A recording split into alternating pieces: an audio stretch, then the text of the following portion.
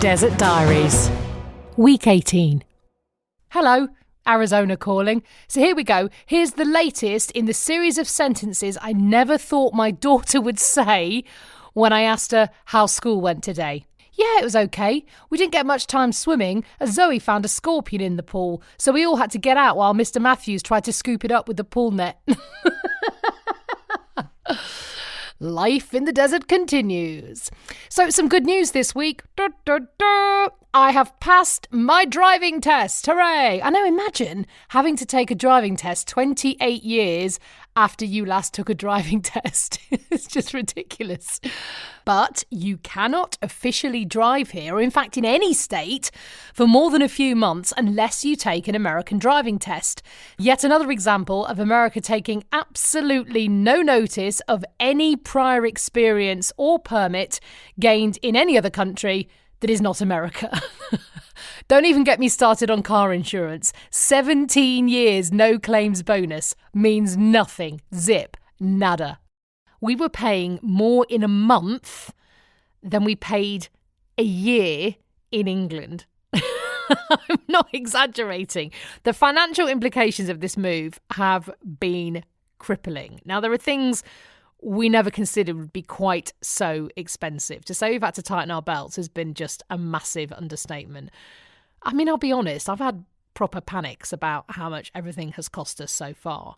Not being able to bring electrical items because the voltage doesn't match up. So no kettle, blender, toaster, hairdryer, coffee maker. I mean, these are all items which I suppose individually don't cost a packet, but you put them all together, this stuff really adds up. I mean, I haven't had a hairdryer since we moved here. Luckily, it's quite hot, so my hair does dry. But we've got 3 females in this house, all with fairly long hair, and you just think, oh, once it cools down, that's going to be a bit tricky. But there's quite a lot we have decided to go without, because that's the price of a crazy adventure, I suppose. It is what it is. Anyway, I was actually really nervous.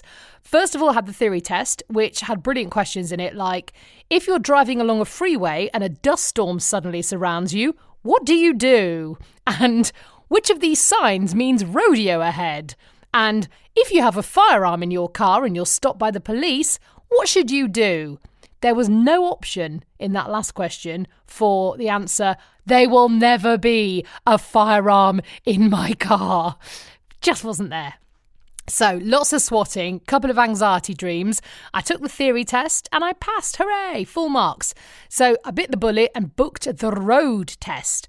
Now, the irony of the Phoenix road test is that the only actual off-road manoeuvre you have to prove you can do is a parallel park.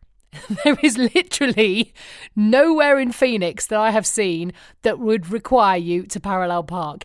Every shopping mall, movie theatre, doctor's surgery, bank, everywhere has huge marked parking bays that you could easily slide a tank into. Luckily, though, I've had to parallel park on pretty much every street I've lived on since 1995, so all good.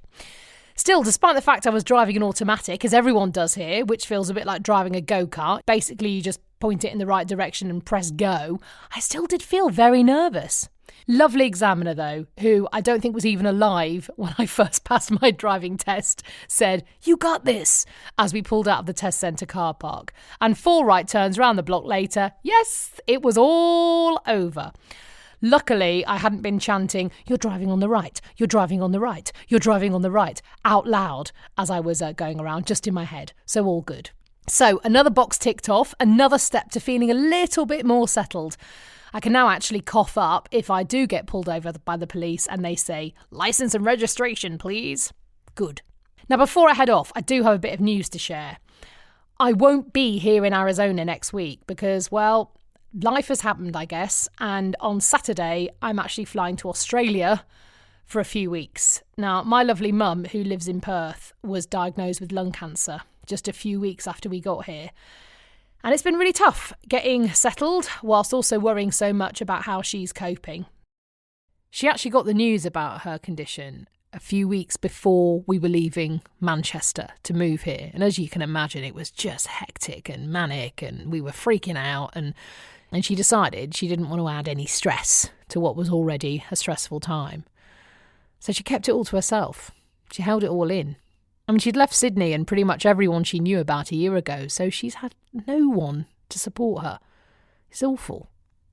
So she's had a few procedures, but now has got a big operation, which should provide a lot of answers about her prognosis. So please wish both of us a lot of luck. I guess life, and especially cancer, doesn't stop if you've decided to go off and have an adventure. So I'll see you down under.